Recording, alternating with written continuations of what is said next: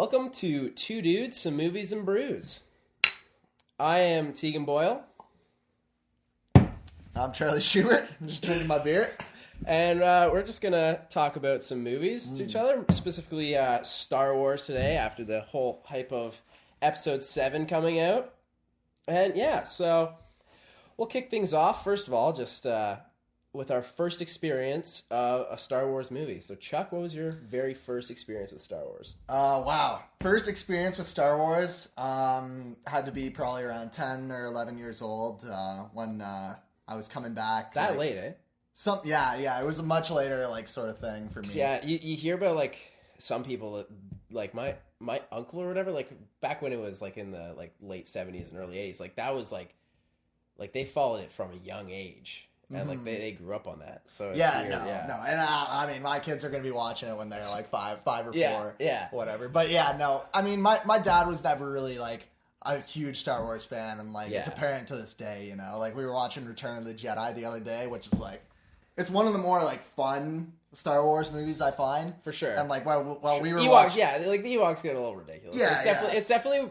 I would say, I don't know, because A New Hope's pretty lighthearted, but I would say that Jedi is, I don't know, it's lighthearted in some senses as well. Yeah, it's my one thing is it's fun, but either way, it's still just a great movie. Yeah, we were just watching it, and he was sort of, I don't know, he's never really taken it as seriously as I have or you have, obviously. Yeah.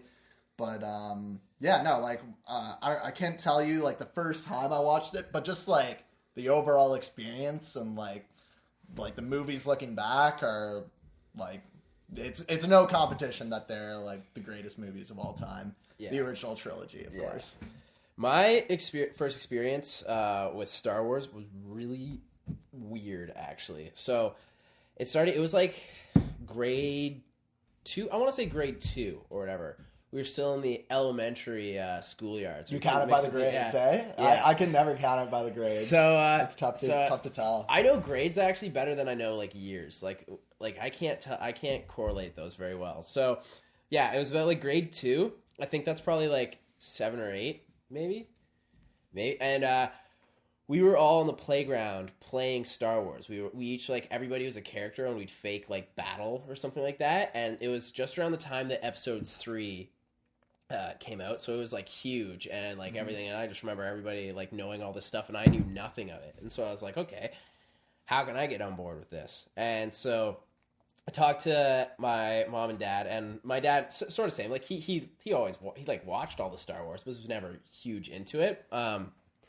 So my mom was oh, you should call your uncle, because he's a crazy Star Wars fanatic and just loved it all. And so I was oh, okay. And I remember calling him and being hey, which ones do I watch? What order do I watch them in or whatever? And he's and I remember him explaining me how they came, the whole different orders. Of course, there's the chronological order, and then there's the order that they came out in. Chronologically, yeah. Yeah, and he and so I was just so confused. So I went out and I rented Phantom Menace and A New Hope. Really two really obscure ones, because they're both starting of the trilogy.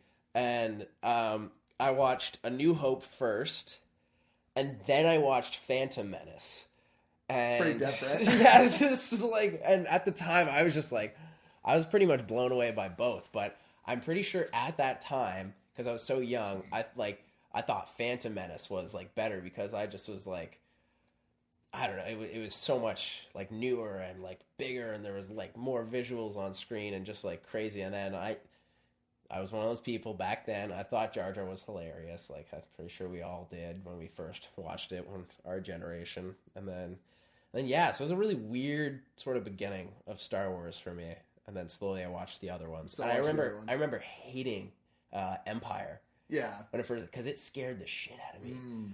It scared, it was obviously the darker one. It actually scared me. So yeah, that was a weird beginning. When did you first realize that the prequels weren't good?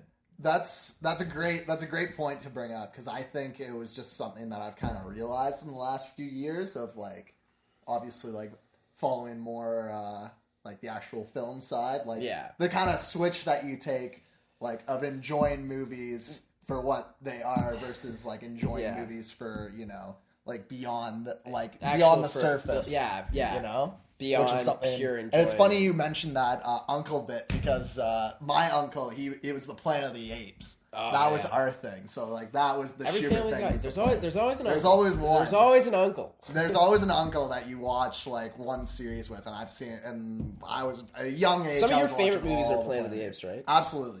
Planet of the Apes #1 is probably, it would be right up there with Star Wars. When did Planet of the Apes come out?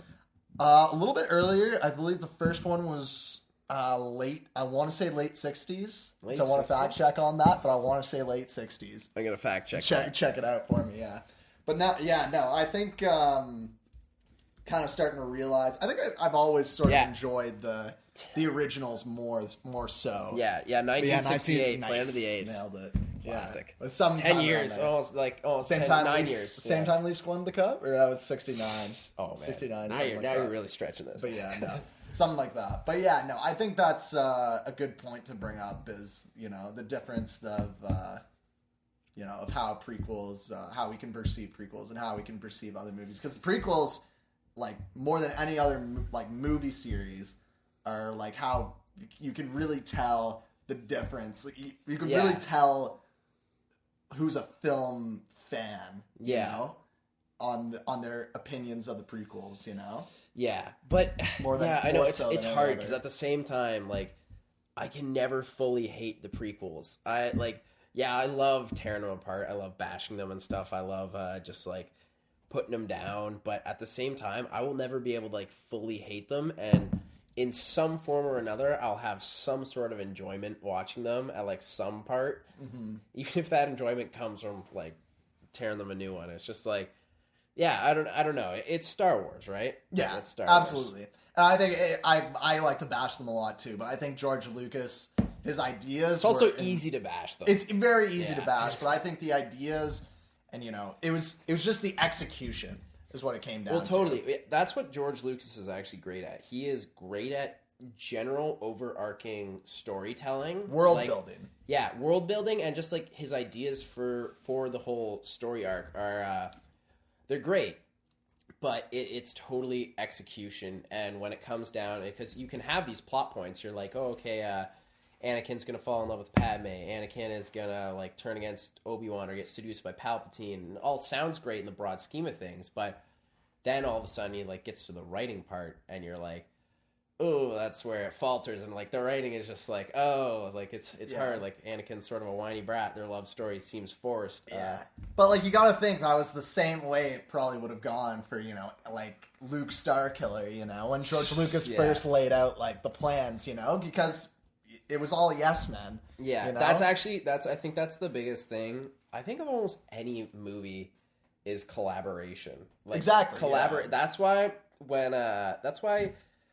I never got a huge worry that Episode 7 was gonna suck like completely. Like I never thought it was gonna suck like prequels level because they had so many people collaborating on it. It wasn't just JJ. It was like him, Kathleen Kennedy, the writer. Oh, why is that? Like Kesner, I think. Something like But that's also where like a lot of the criticism you find, because people like we also have to understand that like we're only like 2-3 weeks since the release. Yeah. And like we're really like overarching like how we want to perceive this film. So like first of all, I think it's going to follow, it's really a trilogy film. You know, it's really not a standalone film. Yeah, it's see, like, with the that's why it's a bit different, because with obviously with Phantom Menace, they knew they were gonna have the other two, like George had that all secured.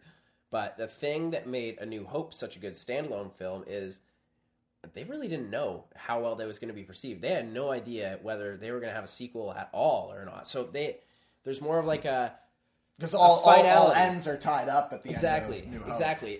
But at the end of Episode 5, they knew there was going to be an Episode 6, obviously. But but at A New Hope, it's such a sort of unique first movie standpoint, because they really didn't know that there was going to be like anything to continue. But that's where some people were like, with The Force Awakens, they were like, oh, they left so many things like standing. There's so many loose strings. Which is like, there's 2 more movies to exactly like fill those like plot holes or stuff up. My easiest comparable for this new sequel trilogy, if that's what we're going to call it, the sequels, yeah. If we're going to call them the sequels, I think they're comparable to the Lord of the Rings trilogy, in which they follow, like, the Lord of the Rings, you know, like, I'm reading them now. It's all one story, you know, and that's apparent. Like, that's in Tolkien. Tolkien wanted the Lord of the Rings to be one. As long as these, that's why Peter Jackson wanted it to be like it could be one movie, right? It's just one film, like in 3 parts, is the way I really look at it. You know, because Fellowship is just like a build up, a strong introduction of all our characters. Yeah. And then 2 Towers, you have like the fall, so it follows like a very Empire Strikes Back, sort of like a whole. It follows a Star Wars trilogy. I love a darker middle chapter. Exactly. Then that you need the dark middle chapter, and then you need the campy, fun ending. Yeah. Which oh man. Which Return of the King didn't exactly follow. I think Return of the King was one of my favorites. Not a campy film. Oh my god, Return of the King was just an epic, emotional ride. Oh. Yeah. Before we start getting into a podcast about Lord of the Rings. Yeah, jeez. All right. It's like we're gonna switch. No, I'm kidding. All right. All right, so with 3 words only, review each one of the Star Wars films. So we'll go back and forth. So we'll do chronologically, I guess. Okay. So episode 1. Episode 1. 3 words. Wow, this is tough. If I could, okay, 3 words is, I think it's what we talked about already.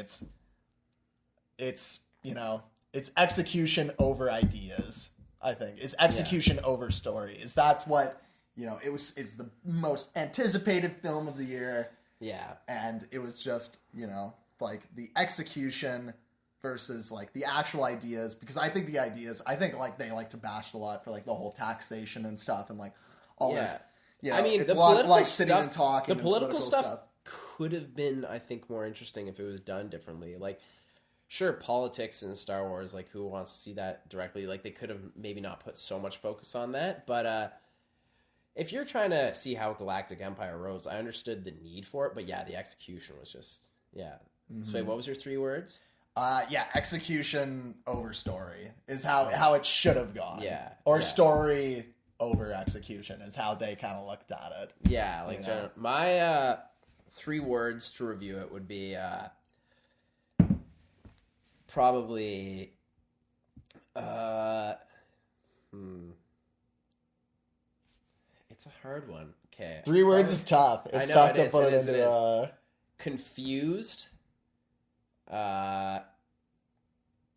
spectacle, and confused, spectacle. We just have phrases. Just forget words. It's just phrases. Okay. 3 separate words, essentially. Yeah, so we're not doing phrases, we're just doing 3 separate words? Just 3 separate words. Like, okay. So, wow. Okay, confused, spectacle, disappointment, probably.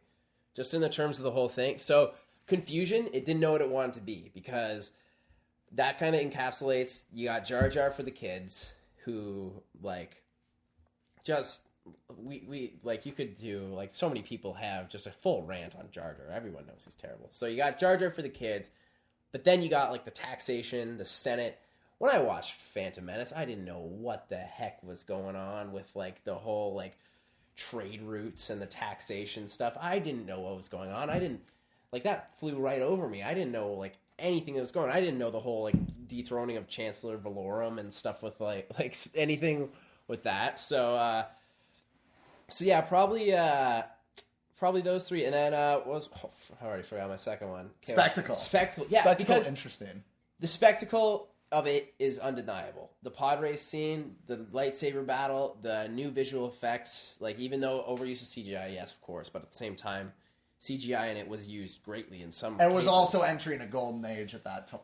Exactly. In time. So yeah. There is undeniable spectacle to the new Star Wars movie with the new sort of special effects, and then disappointment just speaks for itself, because overall it lacks what's the heart. Mm-hmm. It lacked the heart of Star Wars.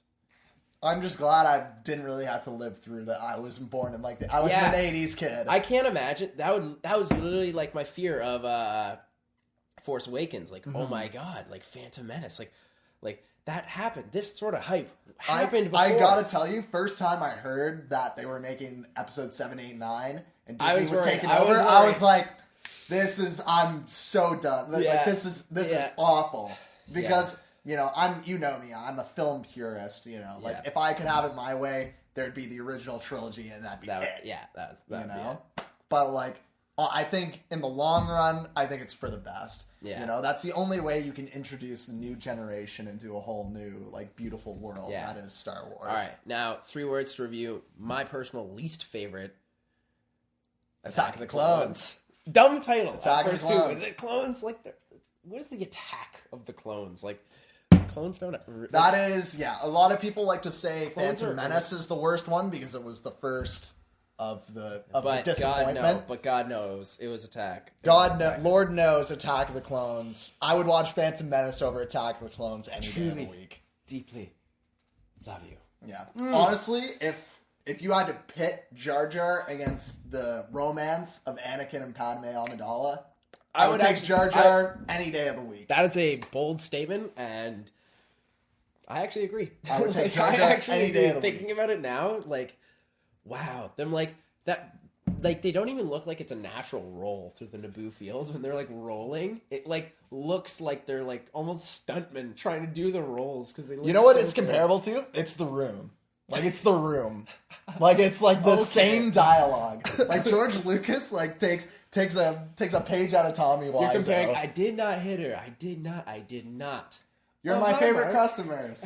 like those whole interactions are just so robotic. You have that compared to I am haunted by the kiss. You should never have That's straight out of The Room. Actually, that's straight out of Tommy Wiseau. The Room. Okay, all right. You know what I mean? Yeah. Okay, 3 words. Really bad movie. Like there is nothing I can pull apart from this. Like it is just like from like you can pull anything. Yoda using a lightsaber. That is something that is huge. Back then I thought it was really sick. The more I think it's definitely about it, the more I hate it's great. It's great like from a CGI like standpoint or whatever, like you know, like oh cool, like Yoda's wielding a lightsaber. That's more of a purist view. Yeah. But I digress. It's just two disposable armies that you have out. Like you are not emotionally invested in anything in that movie. In that movie, you are watching it for CGI. Like it's what's killing the film industry today, which is a cynical view of mine, but it's just like what I think. It's what the film industry is. I think certain uses of CGI, overuse of CGI, is what's killing it, but. Freddie W on YouTube actually did a great video recently saying why, like, criticizing people that say CGI is terrible and, like, saying it's all bad. He just shows, like, uses of perfect CGI. Like, in the backgrounds of shots, there'll be a mountain range that they'll add digitally that people will never even think of that CGI because it looks so, like, real and awesome. But... definitely an overuse in the prequel. Exactly. If we're talking about that CGI, overuse. If we're talking about CGI, it's gonna be bad. If we're not, it's it's great because it's real. If you're like obviously lightsabers and stuff were always CGI and like obviously, but it's just the overuse. Like I'm pretty sure in Revenge of the Sith, every single shot had some sort of digital like effect in there. Like there was no pure shot of like just physical things actually there. I think Attack of the Clones is very guilty for. I think it's worst CGI out of all the three. I believe like Obi-Wan on Camino talking to those. You know, those, I would say my 3 words would be. Guys is God, I would say CGI 1 word. I'd probably say like corny. CGI unneeded. Like, or actually I'm going to change unneeded to separation. I'll tell you in a minute. So CGI, obviously we just explained that whole thing. Corny, the love story. It's just really corny and just Which goes back to our talk, of George Lucas, he needs... It was a one-man army. That entire movie. Yeah, and nobody wanted to say no. And then separation. So this is actually a bone that I have to pick with both Attack of the Clones and Revenge of the Sith. Obi-Wan and Anakin separate for majority of the movie in both of them, and we are told that they have a great friendship and stuff, but in those movies we are only told that. This is actually why I like the animated series The Clone Wars from there's one small animated series that came out before episode 3, and then there's the CGI one that came out after. Both of them, I love them both. Mm-hmm. They actually explore like their relationship and like show like, I don't know, a connection. Like so the separation is that in this we're merely told that they are friends in an elevator ride, and then they separate. He goes to Camino, Anakin goes to Naboo. They separate, and then they come back at the end, throw down, have a couple words, but then nothing really happens. Sure, they lightsaber battle together, but that doesn't... Like, the lightsaber battles in that didn't show any sort of emotion or camaraderie, because Anakin was just like, oh, I'll take him on myself first, and got screwed up by that. So, yeah. No, yeah, and just to add on to your Clone Wars point, I watched that recently as well, and I thought, like... Which one? The original, episode hand 2 going into episode 3. The hand-drawn one. I enjoyed it a lot. The volume 1 was pretty much just all action and kind of like an introduction of General Grievous. That was about it. General Grievous is way better. Absolutely. Way sicker. So much better. And in volume 2, you see I think there are a lot of... George Lucas takes a lot of what he takes from the original trilogy and in character building between Obi-Wan and Anakin. Watch the new one too. I still need to watch the new one. I haven't seen any of the new one yet, but I've heard nothing. We'll breeze through these next ones real quick, and then we'll hit up our episode 7 reaction. So, 3 words for Revenge of the Sith. The only good one. The only good one. No, it was, I think it was, I would argue that Revenge of the Sith, if we're talking about comparing like the entire trilogy, I would think there's a closer, there's a closer gap between Revenge of the Sith and Return of the Jedi as far as likability.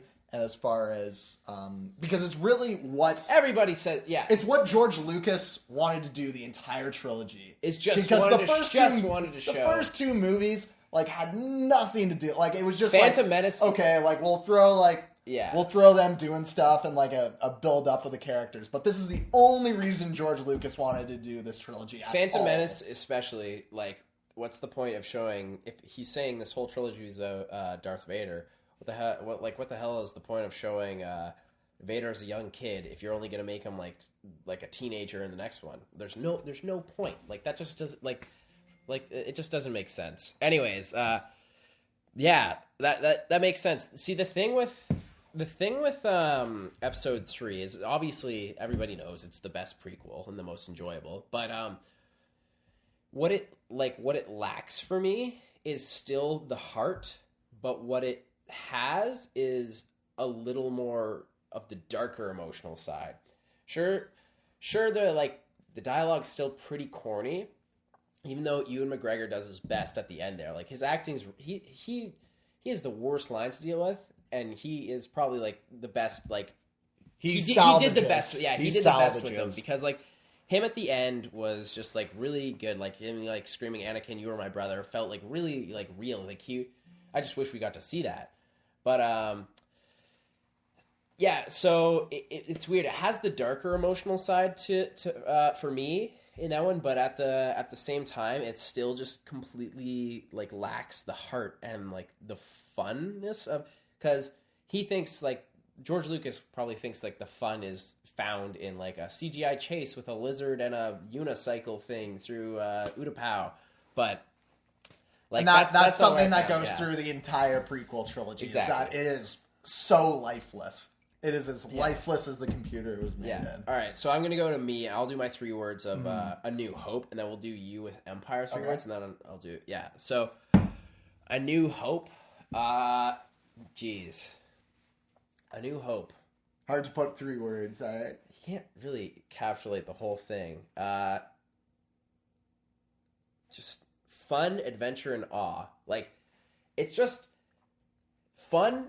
It's just such a good ride. Like, it's actually the feeling that I got watching episode 7, because that was my first movie that I actually saw in the theaters, because I was too scared when Revenge of the Sith came out, because everybody said it was dark and scary. So it's just the fun of the first one. Like, it's just awesome. Like at certain points rewatching it, like, these characters were like, they're a little bratty and a little annoying, but at the same point it gives a really good standpoint for them to grow. Like, Luke Skywalker at the beginning is such a little like not a nerd, but just a little, like, I don't know, just such a kind of annoying character at the beginning. Like, he's just like, I was gonna go to the Tashi station and pick up the power converters. Like, it's such a perfect, like, introduction that you have, you know, C-3PO and R2-D2 as, you know, they lead you into this world, that you're with them for the first, you know, like half an hour of the movie. Yeah. And you're figuring out what, you know, this whole universe is about just from them bantering. Exactly. And only one of them you can understand. I know. It's actually crazy that they did that. Like, looking back on it, like, that's a bold move. If you want to introduce the people to this whole universe, you start off with these two non-human characters as, like, your focal point. It's insane. Yeah. Every single scene is needed. Every single scene you need it. It's just, that's what films should be. There's never a time that you're watching this and you're thinking that this shouldn't, like, why am I watching this? This has every single scene is vital to the entire plot. Which is what like, a lot of movies lack, like, throughout. Nostalgia has aged it well too. I'm sure there's obviously like it has some Flash Gordon moments, for sure. There's flaws, but there's flaws in every single Star Wars. It's just, like, what movie doesn't really have flaws? Like, there will always be flaws. You can pick apart every movie, from Citizen Kane to The Room. You can literally pick apart any movie. Of course there's flaws, but A New Hope, it's just amazing. And I wish that I could go back in time and experience that as in, like, 1977 with the rest of the crowd, like, experiencing that for the first time. Wish I was a 60s kid. Said it before and I'll say it again. As long as I lived long enough to see Force Awakens. So yeah, and then we're going to move on to Empire. Mm-hmm. Is Empire your favorite? Empire is absolutely my favorite. Empire is my favorite Empire is hands down it's the greatest movie of all time. If there was one movie I were to watch from now until the end of time, it'd be The Empire Strikes Back. I think it is the quintessential film. It is what every film should base itself around. It grows every arc without finishing them. So it leaves Luke untrained. It leaves Han Solo I don't know. He was very, as he grew through even that movie, he became defensive of Leia and became more protective, and just, like, it grew their relationship. That's something that ended it. That's something that I just noticed, like, recently, like when they're having their banter on Hoth just after Luke has, like, finished his his healing process or whatever. Their little banter, I never noticed how, you know, like, there was really a love triangle going on there. Yeah. So, that there was really, like, a struggle for Leia. Yeah. Which is funny in hindsight after, like, the events of episode 6. But the good thing was, like, looking back on it, obviously everybody's going to be like, oh, it's creepy, she kissed her brother and whatever. Like, yeah, but it's not like they, like, fully, like, made out or anything. Like, it's still kind of, it's a little weird, but it's not terrible. But thinking back, it's like, it's kind of cool, like, to think that almost humanizes Han, like, a bit more, because he's, like, he's scared, he wants Leia, like, he's scared of Luke, which isn't, as we know, a real threat ever, but he's scared of that, like, so it's kind of cool, like, you see through that movie as they develop, like, just their relationship. And oh my god, the best line ever, the I love you, I know. Yeah. Oh my god. I think it comes such full circle in the trilogy, which that's what trilogies should be all about, is everything coming full circle. Is like, you have New Hope, like, when they leave the Death Star and Han and Luke are bantering at each other, like, oh, so, like, what do you think of Leia? And they're like, oh, like, she's cool, and, like, you're kind of just feeling each other out, thinking what they both think of Leia. Yeah, they're both. Then like... you have Hoth, where they're talking to each other, and then in 6 in Jedi, which I think is a great wrap up, which a lot of people kind of seem to not like, is when the Death Star 2 is blown up, and you have Leia and Han back on Endor, where Han's like, "Oh, so like, I guess you're just gonna go see Luke now, right?" Oh, and she's like, "Yes, I love him," and he's like, "Oh," like, and he freaks out, and he's like, "Oh no, he's my brother." Like, I think that's such a perfect. You know what actually cracks me up every single time? Han's face after she says that, hilarious. When they're kissing, his eyes are wide open, just like, what? And it's hilarious. A lot of people think that's bad exposition, but I think that's such a great wrap up of that whole love triangle that goes on. So 3 words for that one. 3 words for Empire. Influential, exemplary. We're looking up at the thesaurus here, and cliffhanger. It's the perfect cliffhanger film for. My 3 for Jedi. I don't mean to sound generally negative at all, but the 3 words would probably be a little weaker, just a little weaker, a little weaker than the other ones, but by no means does that mean it's a bad film. Like, I find it just a little weaker. It seems like the whole Jabba's palace thing at the beginning, I do like. It's like, I love that whole segment, but it actually takes a while for the story to actually get going, because the first 30 minutes are all about saving Han, which yes, they need to be, but the actual plot, it just takes a while, and you almost realize this when well, I forget who says the actual line, but they're in the ship, they're all together or whatever, and it's just like, oh, here we go, or something like that. Like, it's finally starting. I think it's C-3PO or something. It's just like, oh, finally, something kicks off. So yeah, it takes a while to get going, because then Luke goes back to Dagobah and then comes back to the briefing. So it takes a while to get going, and so I find it from a story point, just it lacks a bit in pacing, but overall, I still love it. Like, it's still awesome. A lot of people have gripes with the Ewoks, and yes, the final battle with them, hitting them with sticks and them falling over, a little ridiculous, but I can look past that. It's still okay with me, because I see that as only a backdrop for what was actually happening. Which is why, actually, in episode 7, which is why I'm okay with Starkiller Base, because that was a backdrop to the rest of the action. Yes, it was the weakest plot point for me of that movie, but it was still just a backdrop. It wasn't the main focus. Star Wars, I find, more than any other trilogy, requires a backdrop for a lot of it, because that's the only way you can keep it's in scale. You know, you could argue the same thing about Lord of the Rings too. That there's a backdrop of Merry, Pippin, and the Ents. And 2 Towers. True. Yeah. Or, even though I love that so much. Yes, boring for the rest, but the payoff on that storyline, ridiculous. Mm-hmm. The Ents crushing Isengard.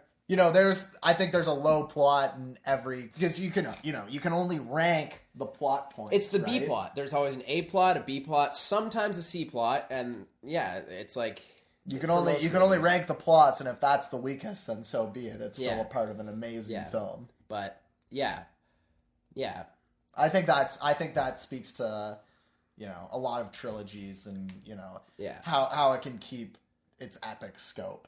Exactly. You can't keep an epic scope by just keeping it one narrow plot line. Exactly. Yeah. All right. So when we return, we will move on to episode 7. See you guys in a few minutes.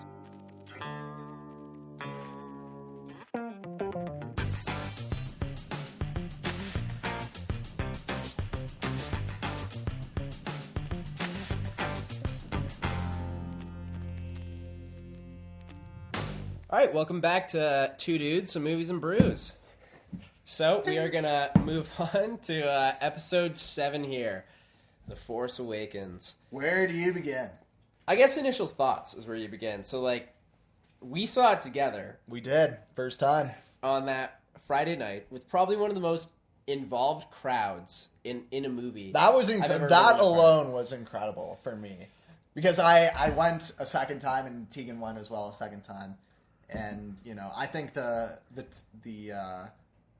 audience, reaction is so huge as well to, the overall experience. Yeah. When the first the first major like audience experience, which I've never really experienced in like a movie theater.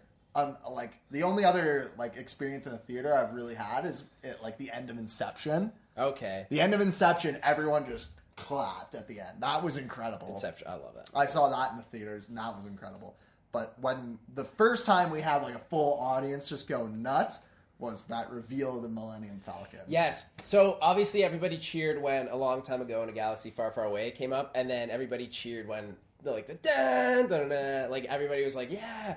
But during the actual movie, like, yeah, everybody, because the beginning's intense. Like, you're just like, you're building all this stuff up. Everybody was like, they were laughing at parts with Finn and BB-8 and stuff, but nothing compared to all of a sudden, like, they're like, that ship's garbage. All of a sudden, boom, explosion.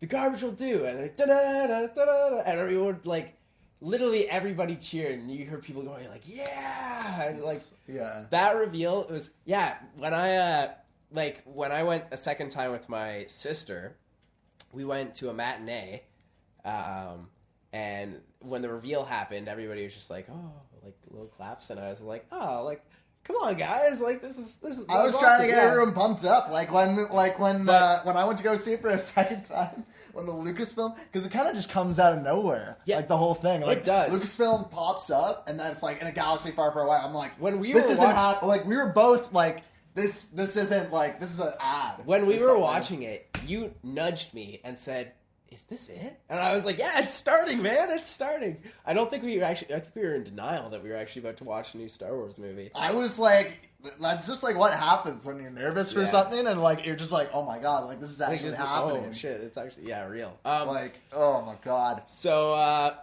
crazy. Yeah, that was spectacular. It was just the crap. But the third time I went with my girlfriend, at the theater, we went on Boxing Day at night. We had another involved crowd, which was actually cool. So the middle one was I think it was because it was a matinee and it was during the day, and so not more and more kids. Yeah, exactly. But I was there I got at 1 o'clock, and but there was a ton of kids. When I went to the night one again on that Boxing Day, and it was packed again. Like, holy crap, it's making a lot of money. Everyone was cheering again. Everyone was like, and so it not quite to the same scale as that first night, but like it was so cool. But that first night watching it was just something else. Oh yeah, that's like film experience.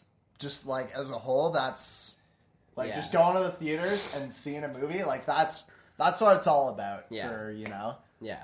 That's what it's always been, like getting these Blu-ray movies and watching it at home, nothing compares to the theater experience. Yeah, see, with the thing with Force Awakens is that it is put in such a tricky spot because it exists in a world where Star Wars movies already exist. So it will always be compared to them and see like, oh, what sort of quality it as a standalone movie, if it wasn't even part of the other like Star Wars franchise, which like this is theoretically that probably wouldn't even work because there's Luke, Han, Leia, which are all attached. But anyways, as a standalone movie, it's really good. It has great characters. Like I really enjoyed it. Like the new characters are all very charming. Yes, I know a lot of people were complaining about the lack of screen time of like characters like Poe or Captain Phasma, wasn't it? I think that's honestly, I think that's the marketing team's fault because I don't think like in the trailer she shows up, but I think it's the marketing team's fault for thinking that she's. Do you remember like the theories we came up for when you see Captain Phasma out there? We're like, oh, like that's a Sith. I remember we were talking like it was like a Sith Lord or something. Yeah, Sith Lord Stormtrooper. No way, like a Sith Lord Stormtrooper. But yeah, no, she like. In the actual movie, I was fine. I was never one of the ones that actually expected her to be a huge part. I was just like, hey, the Stormtrooper captain, cool. Like, yeah, sure, it's cool to see a actual character that's the captain, but I was never expecting them to be a huge part of it. I honestly think that it was the marketing team because she has such a distinctive look to her. Obviously, the whole silver chrome. The whole teaser trailer reveal, that was the whole chrome stormtrooper. Yeah, looks sick and everything, but I think it was more of the marketing that was just like that went haywire with it. So, because I wasn't sure, it would have been cool to see her like throw down or see why she was captain. But it's been I'm pretty sure it's been confirmed that she lived, and she somehow got off Starkiller Base, which. I'm waiting for the punchline in episode 8, how she gets out of the trash compactor. Yeah, that'd be funny. Yeah, no. That was actually. Oh, I laughed out loud there when all of a sudden Finn was just like, "Yeah, we do." Yeah. Like, see the thing, because we were talking about it too. Like right when I came out, like obviously I got the Hawkeyes the entire movie, and the 2 words I told you were humor and predictability. Were the 2 main things that I kind of hesitated on. I thought the humor was absolutely needed. Looking back on it, seeing it a second time, it was needed for a Star Wars. That's how you give life to it. People don't realize the original trilogy was funny it was. It's really funny. Like some of the jokes and stuff are supposed to be funny, and it's like supposed to be funny at certain points. Mm-hmm. Yes, I would say this one like definitely has a bit more of it, but people don't always realize like. I think it's because the type of humor has changed, and that old sort of type of humor in those old movies is now thought to be better. There were a few times, like a few punchlines, where I was kind of just like...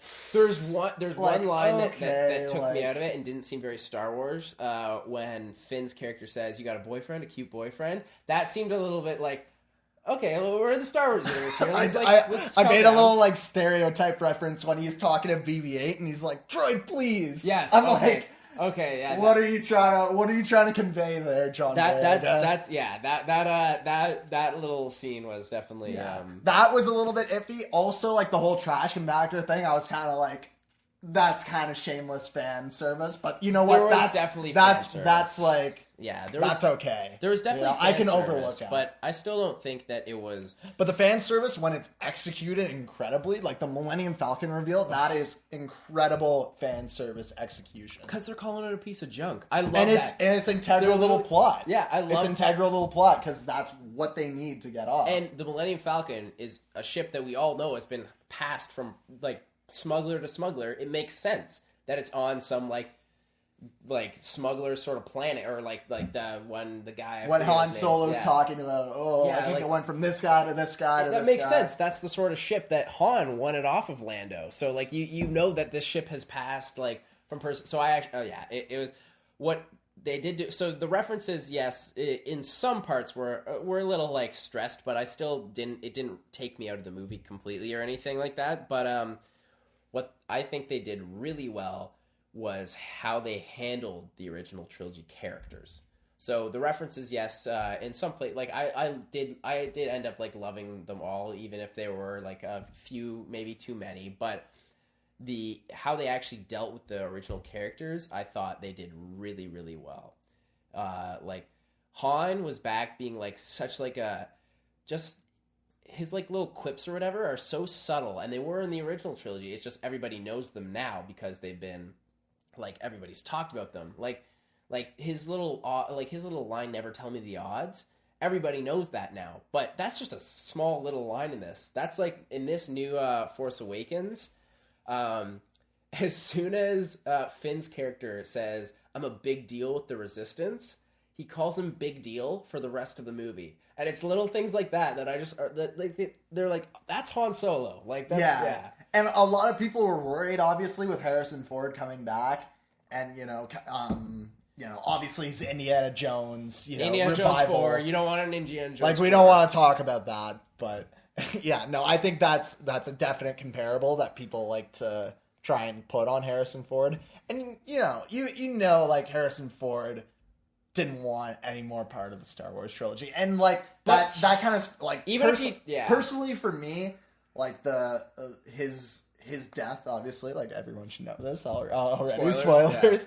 Yeah. His death, I think, could have been handled a little bit more. Yeah. Like I think the scene in which Leia and Rey embrace each other after coming off the Millennium Falcon. I think that scene is great. Yeah. And like how Chewbacca handles the death is great. You just wish there was you kind of wish there was a little bit more, just because it goes straight into like R2-D2's up and we're moving on to something else. Yeah.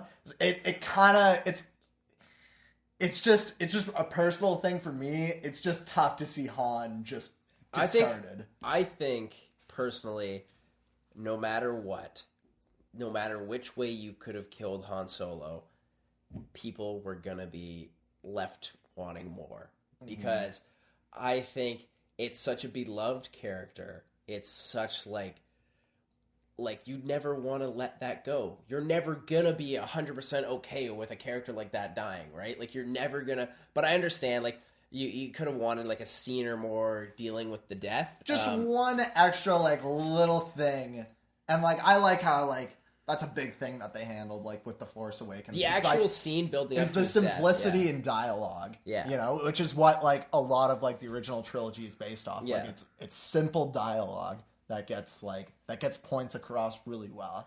But I would have liked to see like a little scene in which maybe like you have like a little Leia and Chewie embrace or something. Yeah. Or something like that. Just a little deleted scene. That's actually, yeah, now that you say that, that's the only sort of gripe about the Han Solo death that I had is when Rey gets off the ship and hugs Leia, Chewie walks by them. That's the only bothersome thing. I'm like, Chewie, in my mind, I was like, no, Chewie would be in on that hug. Like, Chewie would be right in there. Yeah, Chewie wouldn't be with the crowd celebrating. But the scene where he actually dies, I love. I think that scene is so well done. You have the light shining in on the bridge, showing the light side, and Harrison on that side, or Han, asking his son to come back into the light, like come back, and it fades into darkness on the other side with Kylo Ren standing there. Ben Solo. Oh, his yell, by the way, the Ben cuts through the air just perfectly. Oh, that was incredible. As you see his conflict like you never did with Anakin in his eyes as he just holds out his lightsaber, not gripping it at first, and then Han goes to grab it. The sun dies out as everything gets sucked in, and it all fades to dark, and you just know that it is predictable, but at the same time, I think it's beautiful, because when the sun dies out, you're like, he's made his decision. He has gone fully dark side. Like, this is a dark situation, and then he just plunges the lightsaber through him, and it's just... Like, man, I remember going to the second premiere, and like that goes back to my predictability. My other thought coming out of the first premiere was, you know, like I'm sitting beside one of my other best buddies, Luke Van Hatter, and shout out to Luke. Han walks out onto the bridge. Yeah. And Luke's just like, yeah, like he just like looks at me or like says something and he I don't think happening. I don't think that Han Solo's death was ever supposed to be a surprise. Obviously, it's a spoiler, and you're not going to market that Han Solo dies. Don't get me wrong. But I don't think that his death was ever supposed to be a surprise. Harrison Ford has always wanted Han to die. And he wanted him to go in episode 6. Yeah, he wanted him to go in 5. He didn't want him to come back for 6. Yeah. So I don't think it was a shocker that Han was going to die. And I don't think that the whole plot doesn't center. You know what I actually like is how nonchalantly they reveal that Kylo Ren's father is Han Solo. Snoke just mentions it in passing. They don't play it up as a big reveal, because I think that would be corny, and that would be playing off of trying to get her emotions like the first one. They're very like chill with it, and they're just like, your father, Han Solo. It's a point. That's another great audience reaction. Yeah, everybody was like just silently, because it was so nonchalant. You just heard everybody go, and then murmurs. All you heard was like slow, like murmurs to the person beside them. Like, you're just like, oh my god. But I think Luke said that too. Luke looked right over him. Yeah. He was like, I knew it. Yeah, I don't think those were supposed to be like a huge surprise. One thing that I should I need to touch on. How amazing is that opening crawl? The first sentence is Luke Skywalker has vanished. What a return. Like, since episode 6, like you're like, oh, all happy. All of a sudden, Luke Skywalker has vanished. You're like, oh my god. It's not even like Luke Skywalker is gone or something like that. It's vanished. Like, no one knows where he is. I am so excited to see where they take his character. That brings us right into episode 8, which is what brings an even bigger expectation, if you ask me.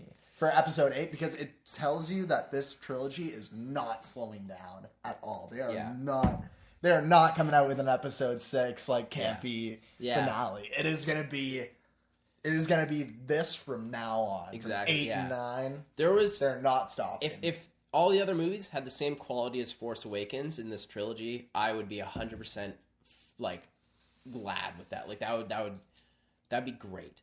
And there's only one scene in this movie that I didn't like, and that was the Rathar scene on the pirate ship or Han's. And rewatching it twice now, I don't mind it as much as I did at first. It's still my least favorite scene in the entire one, and it seems like the CGI creatures are very noticeable, and the scene isn't really 100% needed. But watching it a second and third time, it didn't bother me as much because when I watched it at first, we were coming off of like a pretty darn good beginning, like Rey and Finn escaping the planet, a bunch of Kylo Ren torture stuff with Poe, and then their whole escape. Coming off a really good beginning, good introduction to the new characters. Then, as soon as we get the introduction to the old characters, which I love the first scene with Harrison Ford and Chewie in the Millennium Falcon. Another great audience reveal. Yeah, when he walks in, everybody clapped. But then the scene following it was the Rathar scene.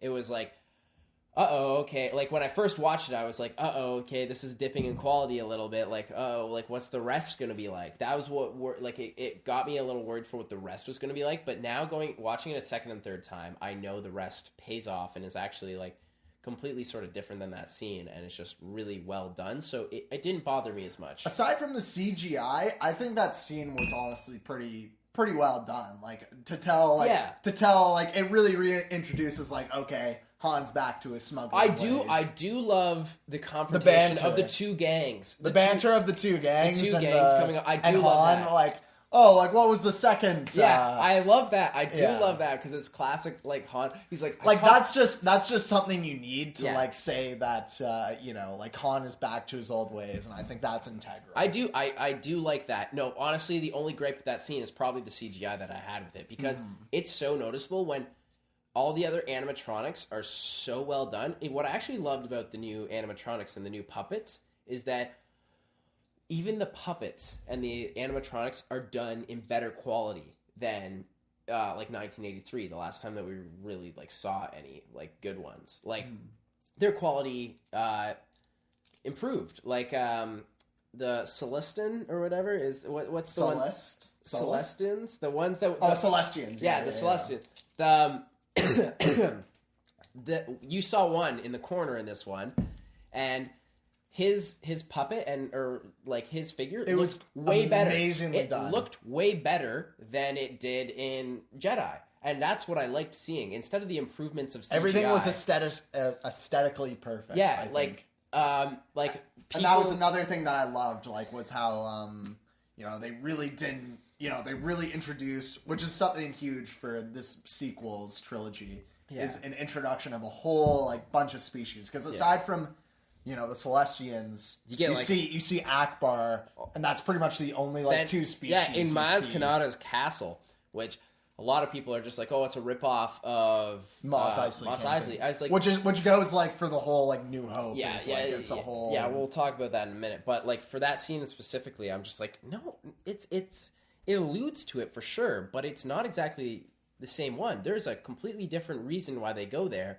It's a whole different feel. The character they meet there is just it's a whole different feel. I really liked it. Like, I love the new song that they have there. Actually, like, it's just so cool. And instead of like just strictly like the whimsical sort of number that they had in the Cantina one, they have like a laid back, almost like, I don't know, like, it sounds like almost like a stoner jam. Like, it's just like some people plucking away at these, like, it's cool. And the introduction of Maz Kanata as well. I really like Maz Kanata. I know people have gripes with the CGI and feeling that it's not that great with Snoke and Maz Kanata. although Snoke left something to be desired for me, and I want to see more, I was never. And that's another pissed thing off. to like lead into Episode 8. Exactly. That's what it's like Empire. People it's forget the introduction of Palpatine. Yeah. Or Sidious rather. Yeah. The introduction of him in 5, you just see him in Empire once talking to Darth, telling him, okay. Exactly. People forget. I think people are forgetting that, the Emperor was shown briefly as a giant hologram as well. He was shown briefly, not very, very small amount in Empire. And, people were fine with that, and their people are fine with that. So I don't really understand people's gripes with that one, saying he's not as cool. It did freak me out a little bit to see him 25 feet. And I'm like, holy crap! I really hope he's not actually 25 feet. Oh no, are they doing giants? Oh no! I really hope they don't do that. But when they flip off the hologram, I'm like, okay, they probably won't do. You know what? I think he's really tiny. You think so? I think I kind of hope he's just 8 or 9 feet tall. Yeah, I've heard that he might be, but part of me sort of wants him to be really tiny, and that to be just a complete overcompensation. I feel I don't know. I feel like that'd just be a comedy. That would just kind of add to now that I'm thinking about it, you'd see him really small, and all of a sudden the eh. reveal, people would laugh. I could see that. Now that you're saying that, I could see that, but because he needs to still be menacing, If he were to come out and be super small, you'd just be like, oh. All I know is when the in-person reveal of him happens, I want him to be strong in the Force and not use a lightsaber. I don't want him to be a lightsaber character, but I want him to be able to wield. I hope he does not use a lightsaber as well. But yeah, and then over to Maz Kanata, I could look past the CGI. I actually thought that the CGI was done beautifully with her. Some people are like, "Oh, it's." I thought she was very. She was unique. In her interactions with Rey and her interactions with Han, I thought those were all handled very well. Okay, one of my favorite scenes. All right, we'll name off here to sort of wrap her up. We'll name our 2 favorite. Okay, we'll do our 3 favorite scenes. 3 favorite scenes, okay. Because I have a lot of favorite scenes in this. There's a lot of moments and stuff I could talk about. So I'll go with my first, and if we overlap, then we'll just cut one of ours out. So the one that I was just about to talk about is Rey's vision, and seeing it now 3 times, I love it more and more each time. You can hear Yoda's voice in the background. I re-listened, and you can hear Yoda talking to her. You were telling me about that. I was trying really hard to listen to it the second time. It's difficult, but I heard it the 3rd time. The 3rd time I heard Yoda. The 2nd time I heard Obi-Wan both times, but the 3rd time I heard Yoda. So, then you can hear Alec Guinness's voice saying Rey when she's in the Force. He says Rey out loud, and you're like, and listening to it a second time, I got chills because I'm like, oh my god, that's holy crap. And then Ewan McGregor obviously comes in saying, Rey, these are your first steps. Every single time I look at that vision, I love it even more. It's so cool, and it's just so cool. You hear the Darth Vader breathing and everything. It just matches all in completely. I cannot wait to see that whole vision play out. The reveal of I think we can assume at this point it's Luke putting his hand on R2-D2. It's Luke. I think it's Luke. It's Luke. It's putting his hand on R2-D2, and then the Knights of Ren reveal. I can't wait to see all of those play out. Which I hope is what they'll do in 8 and 9. Is kind of. I think those were that whole. Yeah, those were definitely. I think those were visions of the past. So I don't think we'll see those specifically scenes happen. But those characters. But we'll definitely. I hope we see the Knights of Ren somehow. Right. I'm sure that's going to be a huge. Anyways, the vision, I love it even more. It's just Rey's journey in this movie. I love. Rey carries this movie, and it was a really nice surprise from what I thought it was going to be. I thought it was going to be Finn-centered, which I was fine with going into it. But I'm actually really kind of glad that it turned out to be Rey, because she's a badass. So you're one of your favorite scenes, just one of them. One of my favorite scenes, it'd have to be the setup between Finn and Poe. I think was incredible. It was incredibly handled. Their escape.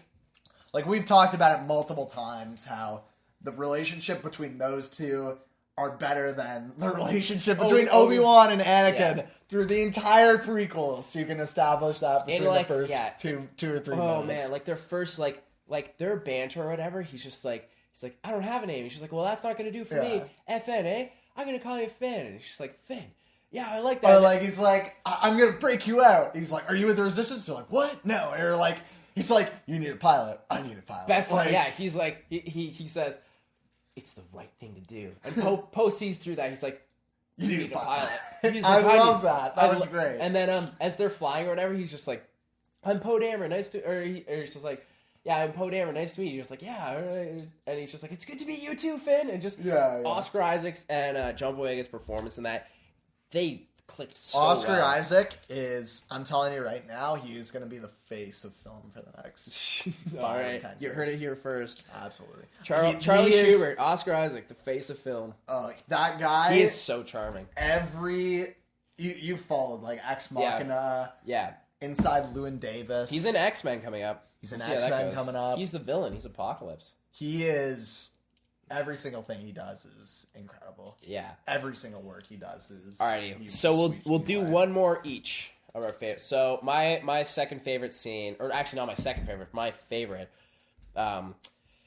would be the Force battle between Rey and Kylo. It's so cool. Which is something we really we haven't talked about at all is Kylo Ren in this podcast. We have to give like a good like minute here to just Kylo. He is dark, conflicted, emotional, just like sporadic. He's full of anger. You can really see that. Like his tantrums are just like, he is just full of rage, and he is such a cool villain. And I am so glad they didn't kill him off, and that I hope he sticks around for all 3 movies in this trilogy. Well, like absolutely, they developed him so well in this, so much like better than like Darth Vader in A New Hope was just strictly like he was evil bad guy. He was the Anakin we never got. People have complained that when he took off his mask, people were like whining, like, "Oh, he's just like a whiny kid." A little kid. I was just like, no, that like humanizes him. Like, takes off his mask and like, it's just a guy.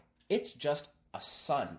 Like, it's just Han Solo's son. Like, it is just a really conflicted guy that, for some reason, creepily idolizes his grandfather. And just a simple man trying to find his way in the galaxy. Just in the word of Jango Fett. Just a simple little dude. Yeah, trying to make his way, trying to make a buck. No, he's. I love that quote. That's my favorite. That's one of my favorite quotes from the prequels. Yeah, he was done. Kylo Ren was done magnificently. Absolutely. That's something we haven't. That was one thing that we really haven't talked about. Yeah, which I'm glad we're touching on. Yeah, is something he was. Yeah, he was exactly what Anakin Skywalker should have been. All right. Favorite character to close up here. Favorite character in Force Awakens. Kylo Ren, easily. Kylo Ren for me, he was exactly what, like as I mentioned before multiple times, he was what, the power struggle of what George Lucas tried to capture with Anakin Skywalker. Which was it's just the balance between good and evil, because that's something he tries to touch on in the prequels a lot. That's the biggest thing for him is that there in the original trilogy you have the light side and the good side, or the light side and the bad side. Like it's an obvious thing. In the prequels, that's a major thing for him, is to try and like. He tries to complexify the light and the dark. Yeah, Anakin. Yeah, it sort of makes like a. He tries to make it seem like like it's really hard to tell between right and wrong. Yeah, sometimes, which is a great theme that was just not executed well. For mine, I would have to say, I loved every new character put into this movie, even though like sure Captain Phasma underutilized, like whatever. I loved every new character put into this movie, but for some reason, no matter what, every single time that I go back to it, I can't help but just loving Finn. He's just wholeheartedly good. He just wants to do good. Like, I'm actually really interested to see. I feel like there's something between that stormtrooper that touches his helmet at the beginning and he snaps out of the battle. He all of a sudden snaps out of it. Watching it 3 times now, I'm like, there's something there, so I want to see if they'll like explore something with that, because I'm like, they touch on his past within the I was like, something has definitely made him snap in that moment, because the moment of that guy holding his face and pawing across with the blood, great moment, but I was like, something made him snap out there, because it was that moment that he started like freaking out and everything and going like, oh my god, what's going on? So, but yeah, Finn during the rest of the movie, he just wanted to do the best he could. He had the lapse, which was really humanizing and that I loved, where he wanted to quit. He was like, this is way too scary. But then Rey gets stolen, and he's like, no, I have to save her, even though she pretty much saves herself, which I love, by the way. Like, strong female characters in this were so much better done than all the other Star Wars, but it was just so cool to see. Like, like, at the end, he didn't, like, through that whole movie, he didn't know what the hell he was doing with that lightsaber. He had no clue. He was such a rookie with that. He was trying his, like, goddamn best with that thing. And then, like, he's just, you can tell he's swinging, he gets his, like, ass beat by a stormtrooper. And you're like, oh, well, like, okay. But he tries so hard with it. Like, the guy, like, Kylo says, just like, that lightsaber, it belongs to me. Come and get it then. Yeah. Like, I was like, wow. Like, the scene for me that speaks the most to Finn's character is right at the beginning, is his introduction to Rey. When Rey is being hassled by those two, he's like, oh, I'm gonna save her. He's running to save her, and she just takes him out, and he just looks around, like okay. I wasn't gonna do it. I think that speaks to Finn's entire character throughout this whole. He was just such a positive, nice light. Like, obviously, I love Poe, such a badass. Incredible scene with him wiping out all the the TIE fighters, which I'm looking forward to a lot in Episode 8. Yeah, Rey is great. Rey is just awesome. She was, like, more than I ever thought that character was going to be. She rose to new heights, and it's just, like, Daisy Ridley's performance was... Breakout star of the year, in my opinion. Like, just from a film, like, standpoint alone, like, forget, like, everything else from Star Wars. Like, if this were a standalone film, she would be a standout. She was stellar in it. And so, yeah. So, pretty much summing it all up, Force Awakens, for me, if I had to say, it was...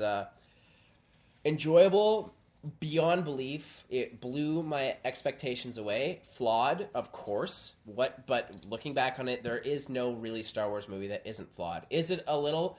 It follows the outline of A New Hope, pretty in the grand scheme of things, but it brings a fresh new life to it. So I'm okay with that. Like, it brings a different take on it. It almost takes it and twists it and, like, blends it up. So I'm all right with that because it gives you the feeling of the originals with something new.